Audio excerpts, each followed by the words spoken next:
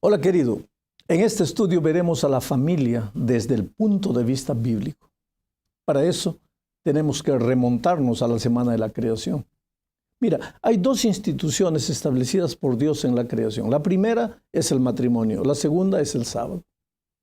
Interesante saber que cuando Adán y Eva salieron del Edén por causa del pecado, llevaron consigo estas dos instituciones, el sábado y la familia. Para empezar, leamos Génesis capítulo 2, versículos 18 y después del 21 al 25. Después dijo Jehová Dios: no es bueno que el hombre esté solo, le haré ayuda idónea para él. Entonces Jehová Dios hizo caer un sueño profundo sobre Adán, y mientras éste dormía, tomó una de sus costillas y cerró la carne en su lugar. De la costilla que Jehová Dios tomó del hombre, hizo una mujer y la trajo al hombre. Dijo entonces Adán: esta sí que es hueso de mis huesos y carne de mi carne. Será llamada mujer, porque del hombre fue tomada. Por tanto, dejará el hombre a su padre y a su madre, se unirá a su mujer y serán una sola carne. Estaban ambos desnudos, Adán y su mujer, pero no se avergonzaban. Amigo querido, este es el relato de la creación de la mujer. Pero hay algo que necesitamos destacar. Mira, si tú lees todo el capítulo 1 del libro de Génesis, vas a ver que hay una expresión que se repite constantemente. Esa expresión es: vio Dios que era bueno, vio Dios que era bueno, vio Dios que era bueno. Pero el texto que acabamos de leer empieza de una manera diferente. Dice: vio Dios que no era bueno. Dios dijo: no es bueno. ¿Qué es lo que no era bueno? No es bueno que el hombre esté solo. Aquí surge un aparente conflicto. En medio de todo lo bueno, aparece algo que no es bueno. Pero ¿no fue Dios el que creó a Adán solito? Y ahora descubre que eso no es bueno. Espera, ¿Dios no sabía lo que estaba haciendo? Solo se dio cuenta que no era bueno que el hombre estuviese solo cuando lo vio triste, mirando que todos los animales tenían una pareja. Oh, querido, pensar de esa manera sería una ingenuidad. Ahora, si Dios creó a todos los animales en pareja, claro que la creación de Eva también estaba dentro de sus planes. Lo que sucede es que tanto la creación del hombre como la creación de la mujer fueron diferentes de la creación de los animales. Dios no usó solo el poder de su palabra, sino que usó sus manos. El ser humano fue, por así decirlo, una obra artesanal de Dios. En el caso de Adán se manchó las manos con barro, y en el caso de Eva se manchó las manos con sangre. La declaración: no es bueno que el hombre esté solo, no es una conclusión a la que Dios llega al ver a Adán solo. Es la descripción de una situación para resaltar el valor del matrimonio. Pero ahora vamos a la segunda parte de este estudio. Eva tenía que ser creada desde el momento que el ser humano era la imagen y la semejanza de Dios. ¿Qué quiere decir eso? En Dios podemos ver la unidad de las tres personas divinas. Es decir, constatamos que las personas del Padre, del Hijo y del Espíritu Santo son un solo Dios, sin desfigurar las características propias de cada persona. El Padre no es el Hijo, ni el Espíritu. Del mismo modo que el Hijo y el Espíritu no son el Padre, y sin embargo son uno solo. Los tres son el mismo Dios, pero no son la misma persona. Bueno, en el caso del ser humano debería suceder lo mismo. Adán y Eva eran dos personas diferentes, pero desde el plan divino deberían vivir como si fuesen un solo ser, con sus propias características, con su individualidad, claro, pero no separados, no en lados opuestos. No se puede hablar del ser humano pleno, completo, sin hablar del hombre y de la mujer juntos. Este es uno de los aspectos en que el ser humano fue hecho a la imagen del propio Dios. Y si es así, ¿No se debería buscar en la unidad de la divinidad la comprensión profunda de la unidad entre el hombre y la mujer? Adán y Eva eran distintos, pero al mismo tiempo complementarios. No es bueno que el hombre esté solo. Voy a hacerle una ayudadora, dijo Dios. ¿Qué significa ayudadora? Muchos podrían creer que ayudadora significa asistente, o sea, el hombre es el principal y la mujer solo ayuda, es su asistente. Pero eso no es verdad. Eso le quitaría valor a la mujer y le daría un valor exagerado al hombre. Dios no los habría criado iguales entonces.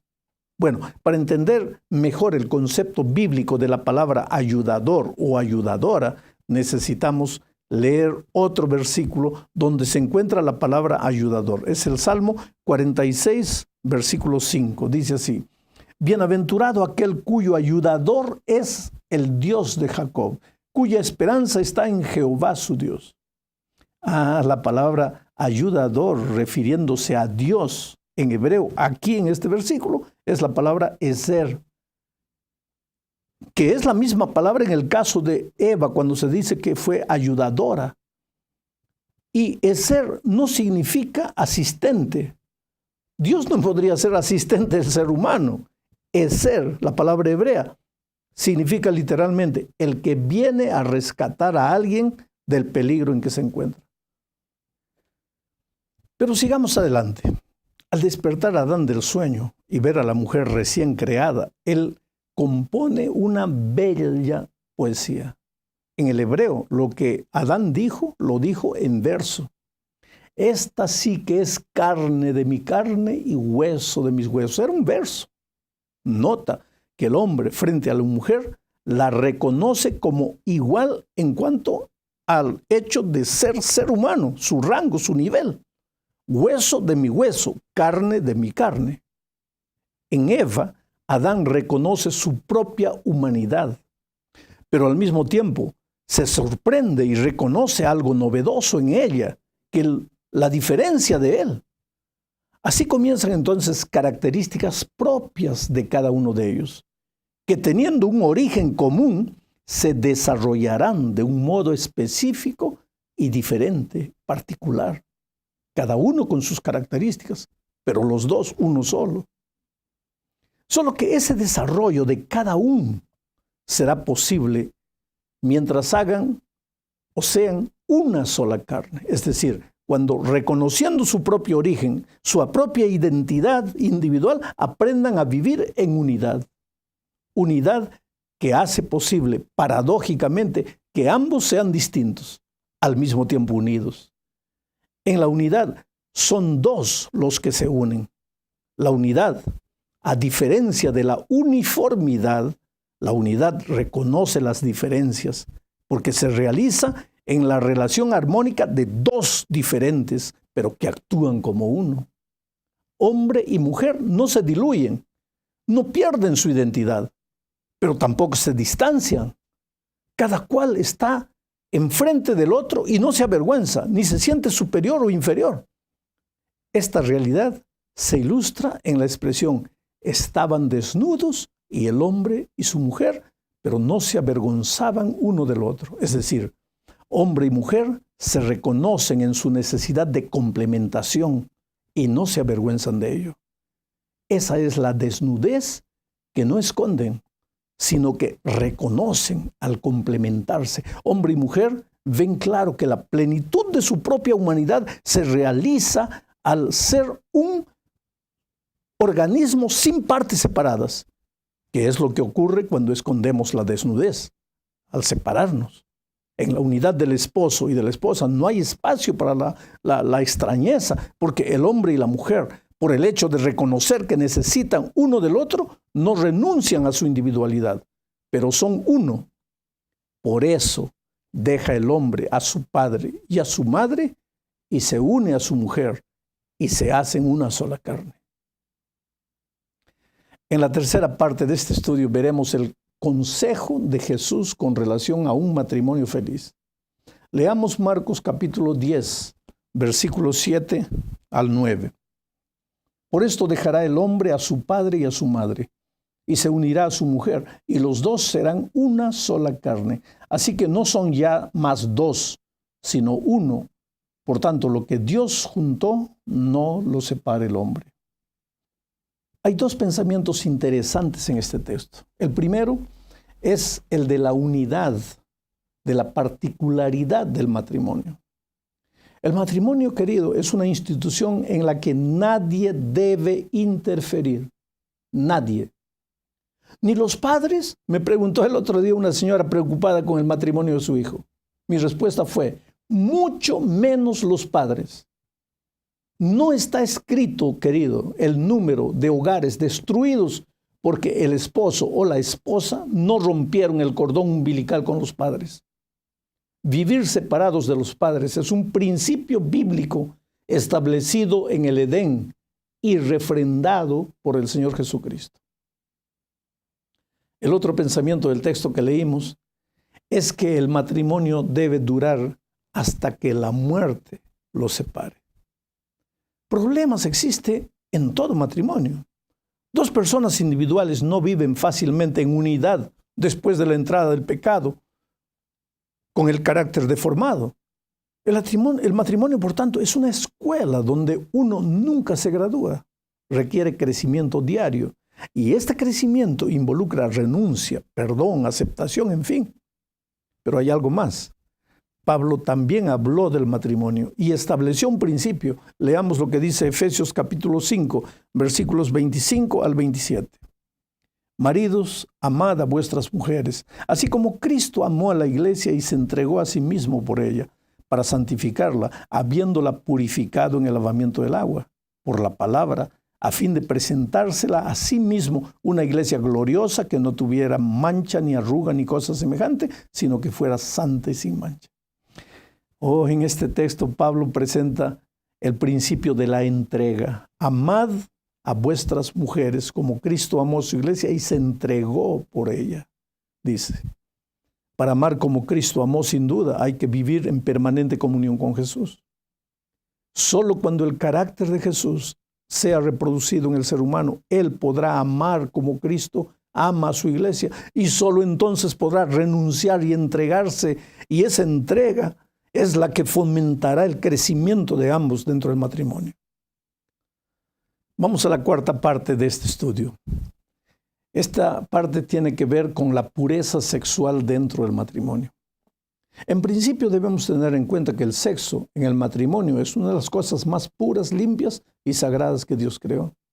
El sexo es tan puro para Dios que en el Antiguo Testamento, cuando marcó a su pueblo para identificarlo como su pueblo, no lo marcó en la frente, ni en el corazón, ni en la mano. Lo marcó en el órgano sexual a través de la circuncisión. Y en el Nuevo Testamento, para ilustrar el tipo de relación pura que desea tener con su iglesia, Jesús usa la ilustración del sexo entre esposo y esposa. Mira cómo para él el sexo es puro, limpio, sagrado. Pero el problema es que para que el sexo sea el don puro, santo, sagrado que Dios estableció, debe ser en el contexto del matrimonio, entre un hombre y una mujer. Aquí podríamos hablar mucho más, pero el tiempo no nos permite. Leamos, sin embargo, lo que dice Mateo, capítulo 5, versículos 27 al 30. Oísteis que fue dicho, no cometerás adulterio, pero yo os digo que cualquiera que mira a una mujer para codiciarla, ya adulteró con ella en su corazón. Por tanto, si tu ojo derecho te es ocasión de caer, sácalo y échalo de ti, pues mejor te es que se pierda uno de tus miembros y que no todo tu cuerpo sea arrojado al infierno. Y si tu mano derecha te es ocasión de caer, córtala y échala de ti, pues mejor te es que se pierda uno de tus miembros y no que todo tu cuerpo sea arrojado al infierno. Esta declaración de Jesús es aparentemente terrible, dura, en extremo. Corta tu ojo si eso es ocasión para caer. Ahora, pero si Jesús, el Señor del amor, el Señor de la gracia, lo dijo, debe ser porque vale la pena pensar en esto. Llegamos ahora al fin de este estudio. Aquí veremos parte de lo que ya dije. El matrimonio y sus relaciones íntimas son usadas por Dios, tanto en el Antiguo como en el Nuevo Testamento, como símbolo de la relación de amor, unidad y fidelidad que Él desea tener con su iglesia. Tanto así que muchas veces encontramos la figura de la esposa infiel como símbolo del pueblo de Dios que lo traiciona y se va atrás de dioses paganos. El libro de Oseas es un ejemplo claro de eso. Antes de entrar a la tierra prometida, el pueblo de Israel tendría que pasar por el territorio de pueblos paganos que no conocían al verdadero Dios. Y mira la advertencia que encontramos registrada en Éxodo 34, 15 y 16. Por tanto, no harás alianza con los habitantes de aquella tierra, no sea que cuando se prostituyan siguiendo a sus dioses y les ofrezcan sacrificios, te inviten y comas de sus sacrificios, o que tomen de sus hijas para tus hijos, y al prostituirse ellas tras sus dioses, hagan que tus hijos se prostituyan también yendo tras los dioses de ellas. Qué orden tremenda, queridos. Sin embargo, cuando el pueblo de Dios es fiel, el Señor usa las relaciones íntimas del esposo y de la esposa como un símbolo de la unidad entre él y sus hijos. Quiere decir, el mismo símbolo puede ser usado para la infidelidad o para la fidelidad, dependiendo de la actitud del pueblo. Eso nos habla de la importancia de la decisión. Dios nos creó libres para aceptar o rechazar, para ir en pos del verdadero Dios o correr atrás de dioses ajenos. Todos los días, cada momento de nuestra vida estamos tomando decisiones, para bien o para mal. Inclusive para aceptar el poder y el amor de Dios manifestados en la creación o creer que todo apareció por acaso y es fruto de la casualidad. Pero el matrimonio aconteció en la semana de la creación como una de las cosas puras, santas y sagradas, como un cerco de protección y de amor y de cuidado para el propio ser humano. Que Dios te bendiga.